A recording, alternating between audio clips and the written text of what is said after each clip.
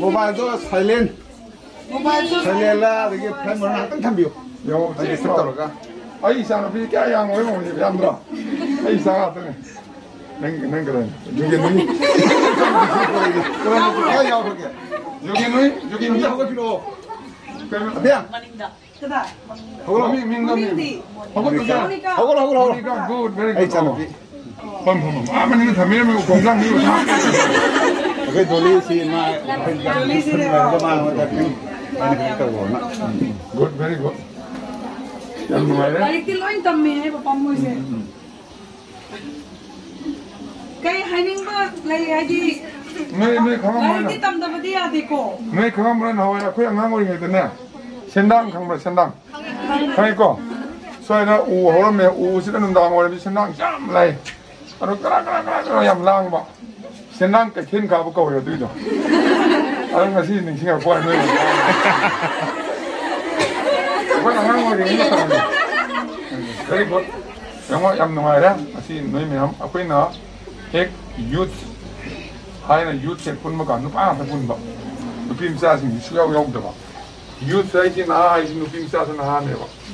bọ quên sáng sáng thì là tham gia nó xem mà đó quên là lù hồ mà tung ra nó phim sẽ cái better half coi better half thì mi ama imung ama tang khai mi ama sẽ tang khai nè mi thì nó tang khai mà nó phim tang khai nó pa nè ai bảo thì imung ama phụ về thì tang khai nè bọ adu quên là all the time nupa na adum kara dominating oina ha na pol podi akoi samajik thaina mami horo pucha thar kodum matungin na nupa na kara dominating oiba kara mathak thang na adum akoi thabing khang to mamang thang le pa an nupi sing si kharang adum hai bai sin ko nupi sing dina thar na makha le na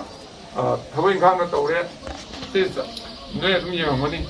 ibung manung na isana pi isana pa le re ayam matam na mapa na mama na lu na to si masana pa ki ne dadagi nanaugi adugi haragi ne to akoi isana pi su ma so ada le ramme adi mapa la le tam mo ne tu dukan ma pham le na na hai yes body mo thale ni le ga thada da nu to bu do noi na sing si ung like tam ni ba like tam lo ra ba loi ra ba kam akoi ni hing do ja asa ni hing do ni example na pi je ai ma ta na ma walking sa noi ur mo ni ko walking sa bisa masa am noi ba mi na sali si ka yu khang ba mayeng ta na sume ko masa pa ama mi na sali si ka ri masa pa ka na metro adi loi na mo ke no gi ne ba ado expectation na ai lai ra boy gira ina kun boy gira amo ai lai ai boy ra hai ta boy gira asa mo wakal ma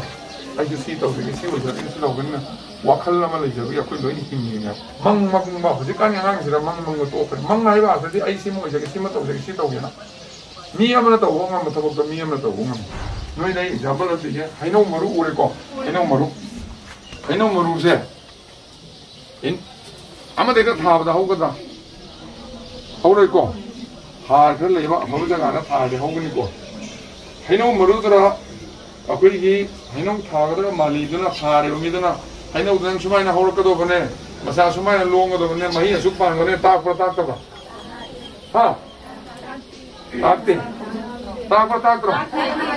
Aduh thari mina to udam si kain no. Ya na badam phom sa ba hari aw jaga thabi ga do ba. Ising sa bi ga do ba. Awal ka na tin kang yaw ga no thu ga do ba. Adi matung na mong san na sa da samal kha ga do ba. Masana dum pan jara do na tra. Ikra ba hinau dura sahi tara kun gi hinau kya sahi ni hinau sam pa le kan sahi tara hinau kya no. Lisinga mana tra. Adi an maru loi yauram ne noi hapu na te hapra ne hayang palali noi palam na kwen palam ra palan de adu mai tawna noi sire lai mayam se loi na Indira Gandhi gumba Mary Kom gumba ko adi film actress apa nei lai mayam do mamin palaro adi sana kona da pa bi akoi si ngarang nan ni Mirabai Chanu ko Sarita noi de loi yaur lai ne only problem ni akoi gumba Ada noi halaman akoi na noi makam kana phali da ba makam kana sing sabi da ba ha abi da tin phalo ki da maram mar kana bajana hogot kom ham da bai ne ba mi ama da yaw quality da noi loina mi yaw amana ngam da loina ngam me adam na aina khalak pada akoi kana da hai si 노이싱시나 아까 에어플레인 통고 싶어다 아이 따뜻한 사용하는 파일럿 에어플레인 타오리지 에어플레인 타오리지 루피 마사는 아무 타오리 보시기 인디고마 스파이스jetkumba 에어라인 에어 인디아고마 루피 마사 양 스마트 그 노이고 나타낸 타오리 에어 호스테스 나타 에어플레인 타오마 어제 그다 보용 셀레야나 인디안 아미기 아니 인디안 에어포스 파이터 젯 란 깜나기 에어플레인 나와 루피 마사는 타오리요 IAS officer Thobalna Bandana Kowa IAS officer Kaching ni Amalerami ko Rosita haina Sawal Mune Amalerami Nupi Masana so IAS officer doctor lo yare but akoi yang hero ken da pam pokra pokte yaw di lo yaw hawam zadana si mataki la yo haina go tha de hawro yo adamai tawda akoi hero ki mi sing si angang hawro ki mayam si apen khawam sana habiru da hi atopa mana kai to he kan da 너희 하나만씩 다 밤이 다를까나 파우라고 우방 날라다니세요. 모두 그거 한 걸로 있고 당로 투어가디 올라 한 걸로 가니. 아도 남미도 우방도 그냥 아코이 마마 아빠 아코이는 노이세. 아도 사가나 아도 작가나 아도 예행하나 아도 떠거나 아도 tin 로이나 팅 뭐하다. 안강시 안강 해보는 용 안강사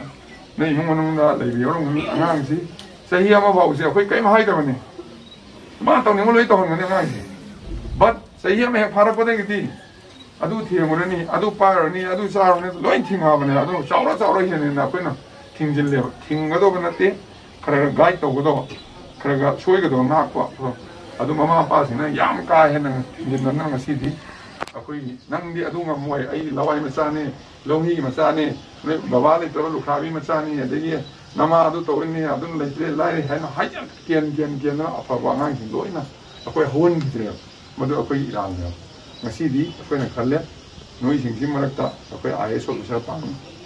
IPS padaba tupi apa ko ulaga sei mo pairaga thawala SP ga wairan noi lepam gudina akoi na hinga nu kan sapu pam ye no mai aten ma pai badu ni ko adu gumba apa mi oheningi rin sesalu kana akoi kavita hero ki lagi sapna ukongsa mi ne adagi kano namrita adu kano dugini hai moi lerame dasni lerame ga na moi doctor dasni kano dugini akoi lore mamdini ga na adu ma afawa doctor simnu akoi gi mi le bam thok ta mi gi le ba toy but adu akoi pu thok ngam gi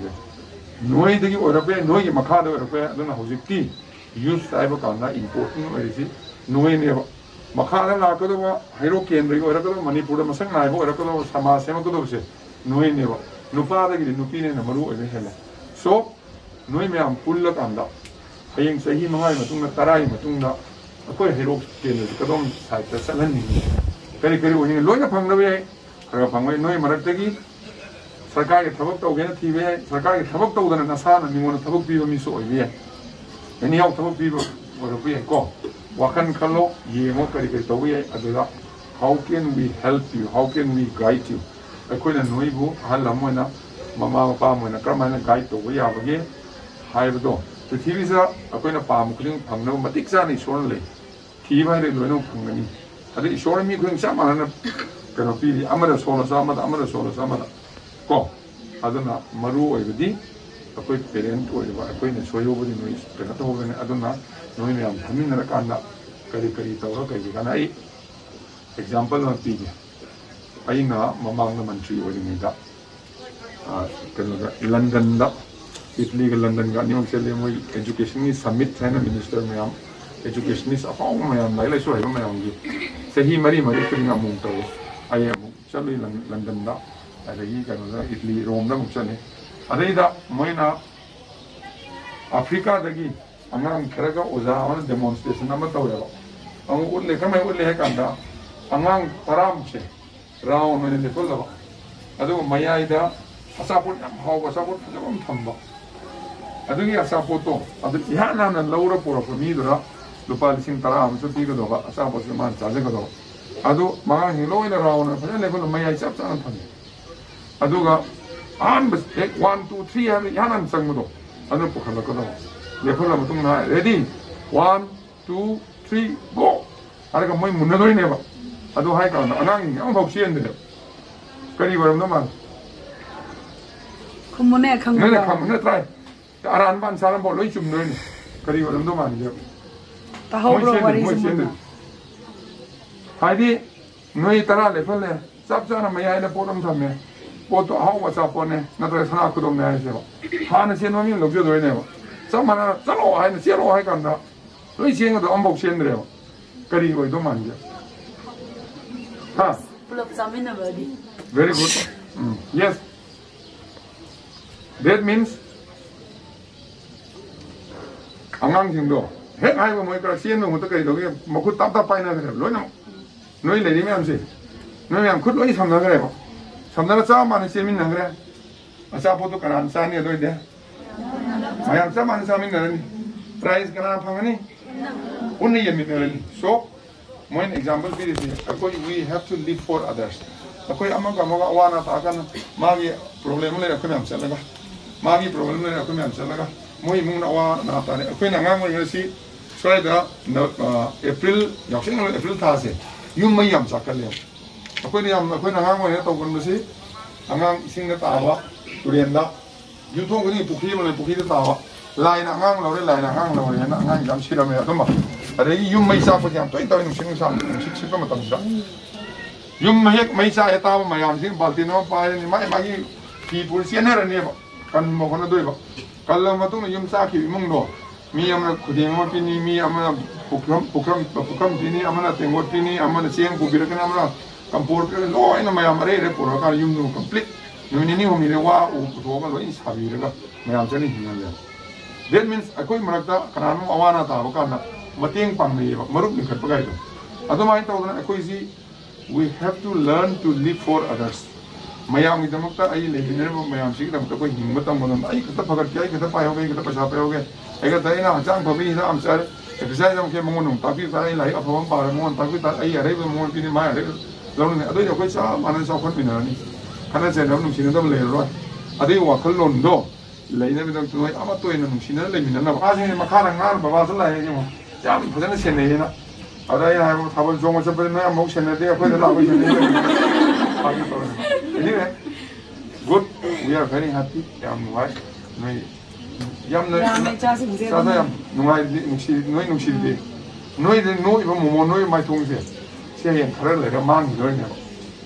si mangan ning de ba kwena noi we want you to all the time smile adum no ga le hen ni wa ba sing ni bram di akoi le ba noi mama ba noi thing na rab ne thing na ma awa ba what is life I think it's a journey full of problems nungai awaba le nungai le gadra le ko adana nundang si mama gani matang kari wa gani amma de ayu wa ni ayu puan ngal le matang na kai la kani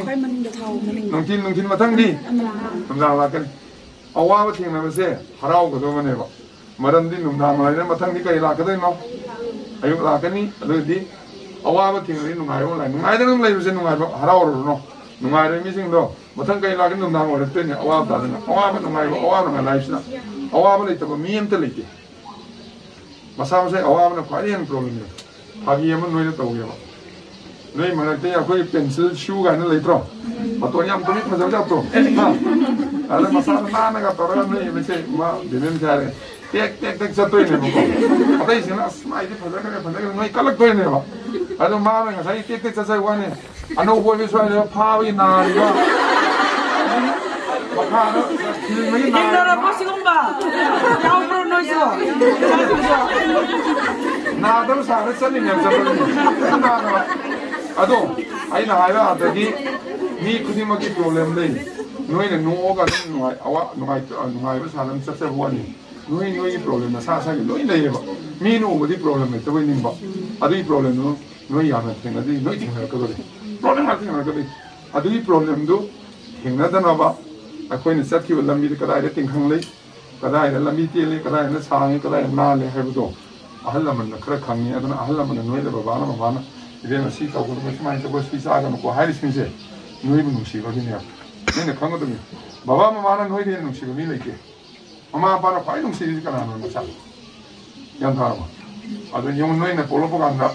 mama na sa sa ri da ma ku ngam ji le na nga ngoi ni da adu pu ra pu de ha Mama ada kuning lei ne pura pude nungsi le ne adu nungsi bedo ꯑꯗꯨ ꯃꯥꯡꯍꯟꯒꯅꯣꯕ ꯅꯣꯡꯃꯗꯤ ꯅꯣꯏꯁꯤ ꯃꯃꯥ ꯑꯣꯏꯔꯛꯇꯣꯏꯅꯤ ꯅꯠꯇ꯭ꯔꯣ ꯑꯗꯨꯅ ꯑꯋꯥꯕ ꯊꯦꯡꯅꯕꯗ